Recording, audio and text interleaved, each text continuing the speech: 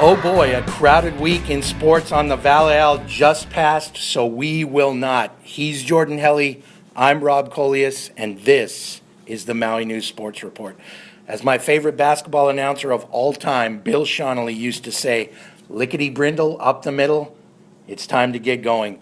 Hoops heaven, soccer showdowns, paddling powers led by Punahou, Baldwin bearing all in the pool, and National Signing Day highlighted the week that was. Jordan, we have to start with basketball, and where better to do so on Maui than the Lahaina Luna girls? Yeah, Lahaina Luna girls really headlined what was a extremely exciting weekend out in Lahaina in the girls Division I and Division II tournaments. The Luna girls win their 11th straight MIL crown overall with 2 blowout victories over Maui High and Kamehameha Maui on successive nights out at the Civic Center. 7 straight unbeaten runs through the MIL. Their total in terms of the win streak is now up to 106 and counting. That'll pick up next season once the MIL season begins. But they move on into the state tournament. They are the number 2 seed. They are on the same side of the bracket as Marino. Marino is the number 3 seed, the ILH champion. But the Lunas with a little bit of a more favorable draw than they got last year. They'll play the winner of Radford and Mililani, 2 teams out of the OIA. A bit better than having to play Marino in the quarterfinals as it was last year. So a bit of a better draw than they had last year, but they do have to go to Oahu all 4 nights of the tournament on Oahu this year as opposed to last year where they went to the regional format. Of course, Baldwin will be joining them. They'll play Lelehua in the first round on Wednesday. The Bears survive 39-38, led by 17 points from Noel Johnson in the second-place playoff. Kamehameha Maui almost completed an unbelievable run at the end of the last 2 weeks of the season. They needed to win 5 out of their 6 games, basically, other than Lahaina Luna. Almost beat Baldwin 3 times, including wins over Maui High and King Kekalike, but the final time against the Bears came up just a little bit short. And we had some real thrillers in girls action. The Luna boys clinched their state berth, and with the regular season title during the week, Molokai takes the D2 girls title in 39-38. In fact, on a game that came down to the final tick. And the Lanai girls are going back to the state tournament for the first time in 8 years. Yeah, unbelievably close games in Division II in the tournament. Molokai wins both of their games by 1 point. Seabury beats Lanai. Lanai comes back.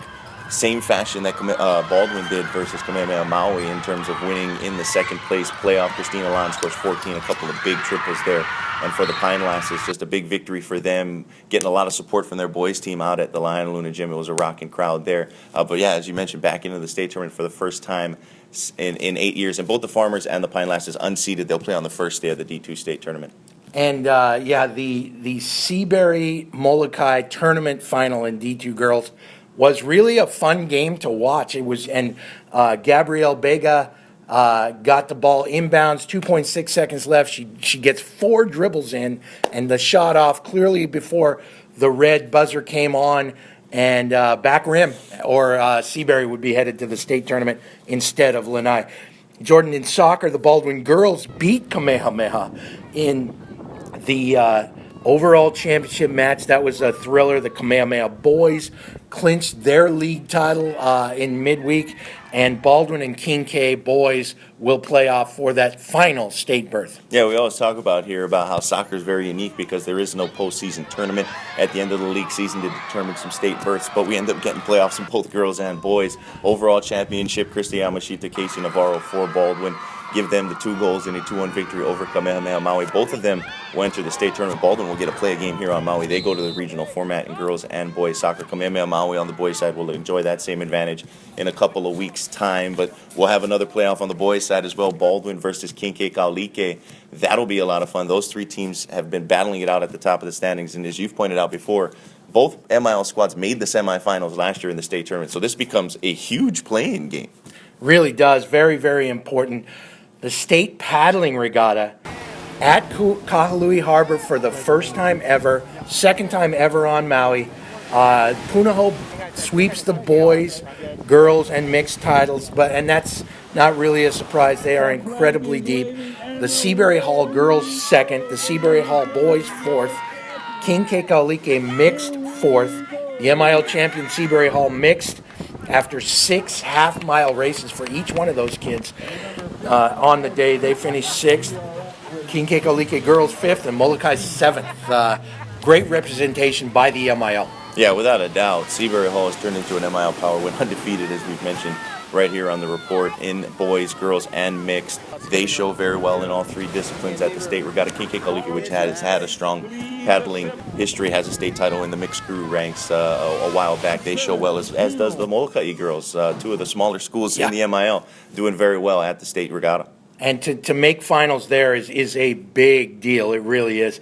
Swimming, Baldwin girls win their seventh straight MIL crown, and the Baldwin boys win their fourth straight MIL crown. Yeah, and it was, as you would expect, individual performances galore at these state meets. It's fun to see some of these individuals step up big time. Maya Sinclair for Baldwin, as well as some of their freshman girls stepped up big time. Troy Kojin Lang, Maverick Donahue for the boys to win another Baldwin MIL swimming crown. And really, when you consider what they've lost in the last couple of years, for them to keep the streak going, and that Baldwin is almost the Punahou of swimming they are to the MIL in swimming as Punahou really is to that state list of crowns that they have just dominated. And signing day was special for the MIL as well. Always is, and it's amazing to see year after year the number of kids that the league puts into the college ranks, and it's just a really one of the funner days that we get to see as these kids move on in the next phase of their career. Soccer really dominated the news there, headlined by Lionel Mills, who has a big game coming up for his Kincaid Kalike soccer squad. We mentioned that playoff game coming up against Baldwin. He'll head to Portland, one of the powerhouses in Division I. He headlines that class, but a number of girls going to D2 schools, as well as some boys, some junior colleges as well. Mickey Fifita headlining really the football crop. He played his junior year at Baldwin, transferred to a school in Florida for his senior year. He ends up going to Oregon State. He'll be joining forces with other former Bear coach Chad Kohaha, who's now the defensive line coach there, and another guy who signed back in the fall in the early signing period, Riley Waddell of Kincaid Kalike. He starts off the baseball season. Yes, baseball season has started around the state at a preseason tournament over on Oahu. Naali defeat Castle 7-0. Riley Waddell went the distance. No hit Castle, as well as 18 strikeouts for the southpaw for Kincaid Kalike. He is clocked at about 83 to 86 on his fastball, but as we know, he's as crafty as they come around. I think Washington State has got a real gem there. And that's our report for this week, and send us your bobbleheads.